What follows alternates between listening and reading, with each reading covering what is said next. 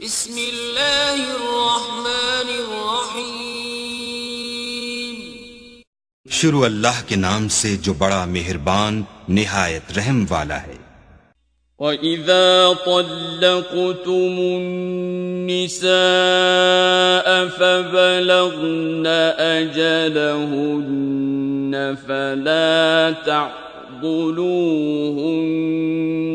أَن يَنكِحْنَ أَزْوَاجَهُنَّ إِذَا تَرَاضَوْا بَيْنَهُم بِالْمَعْرُوفِ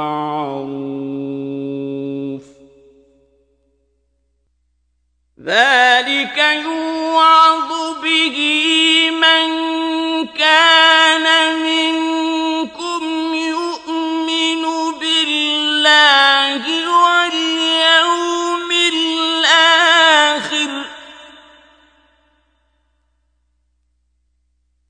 ذَلِكُمْ أَزْكَىٰ لَكُمْ وَأَطْهَرُ وَاللَّهُ يَعْلَمُ وَأَنتُمْ لَا تَعْلَمُونَ। और जब तुम औरतों को तलाक दे चुको और उनकी इद्दत पूरी हो जाए तो उनको दूसरे शौहरों के साथ जब वो आपस में जायज तौर पर राजी हो जाएं, निकाह करने से मत रोको। इस हुक्म से उस शख्स को नसीहत की जाती है जो तुम में खुदा और रोज़े आखिरत पर यकीन रखता है। ये तुम्हारे लिए निहायत खूब और बहुत पाकीज़गी की बात है और खुदा जानता है और तुम नहीं जानते। وَالْوَالِدَاتُ يُرْضِعْنَ أَوْلَادَهُنَّ حَوْلَيْنِ كَامِلَيْنِ لِمَنْ أَرَادَ أَن يُتِمَّ الرَّضَاعَةَ وَعَلَى الْمَوْلُودِ لَهُ رِزْقُهُنَّ وَكِسْوَتُهُنَّ بِالْمَعْرُوفِ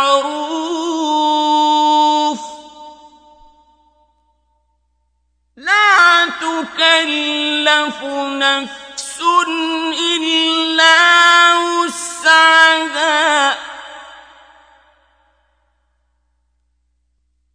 لَا تُضَارَّ وَالِدَةٌ بِوَلَدِهَا وَلَا مَوْلُودٌ لَّهُ بِوَلَدِهِ وَعَلَى الْوَارِثِ مِثْلُ ذَلِكَ فَإِنْ أَرَادَا فِصَالًا عَن تَرَاضٍ مِّنْهُمَا وَتَشَاوُرٍ فَلَا جُنَاحَ عَلَيْهِمَا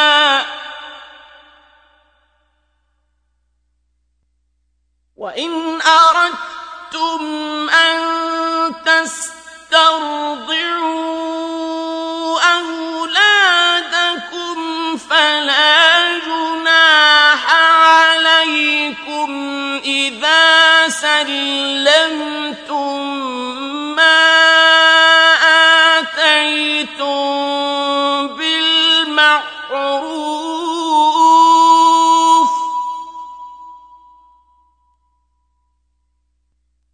وَاتَّقُوا اللَّهَ وَاعْلَمُوا أَنَّ اللَّهَ بِمَا تَعْمَلُونَ بَصِيرٌ। और माएं अपने बच्चों को पूरे 2 साल दूध पिलाएं।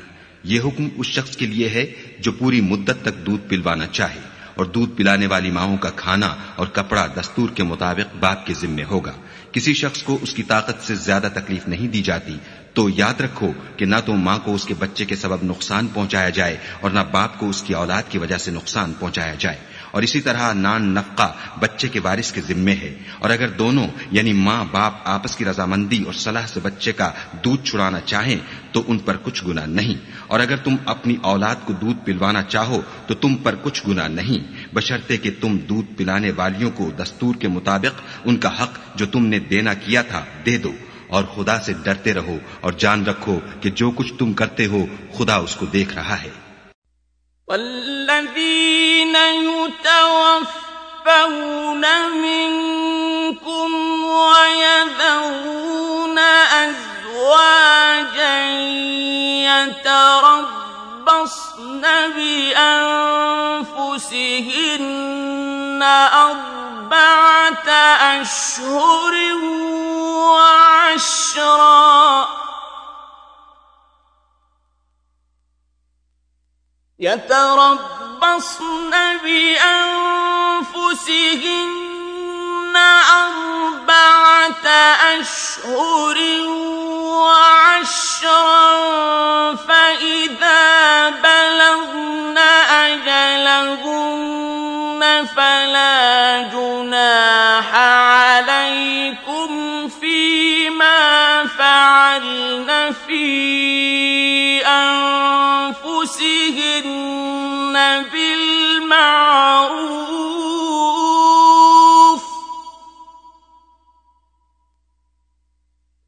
والله بما تعملون خبير।